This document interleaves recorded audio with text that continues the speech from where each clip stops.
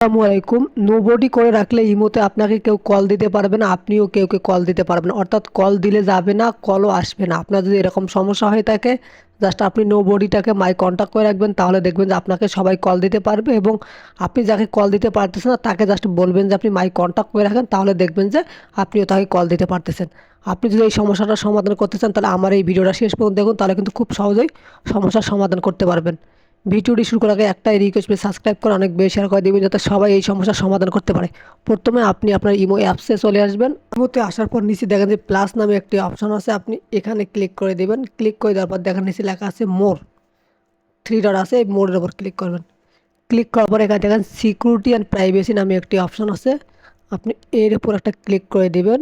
Click করে দেওয়ার পর একটু নিচের দিকে আসবেন, এখানে দেখেন লেখা আছে প্রাইভেসি এবং নিচে লেখা আছে কল। আপনি যে কলের উপর ক্লিক করবেন। ক্লিক করার পর এখানে দেখেন তিনটা অপশন আছে, মাই কন্ট্যাক্ট, কাস্টমস, নোবডি।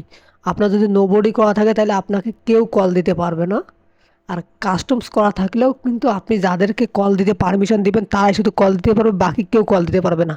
আর আপনি যদি করে রাখেন এভরি ওয়ান, তাহলে আপনাকে সবাই কল দিতে পারবে, আপনিও সবাইকে কল দিতে পারবেন। এখন আপনি যাকে কল দিতেছেন তার কাছে যদি কলটা কেটে যায়, তাহলে আপনি তাকে বলবেন যে এই সিটিংসে আসার পর যাতে এভরিবডি করে রাখে, তাহলে আপনাকে সবাই কল দিতে পারবে, আপনিও সবাইকে কল দিতে পারবেন।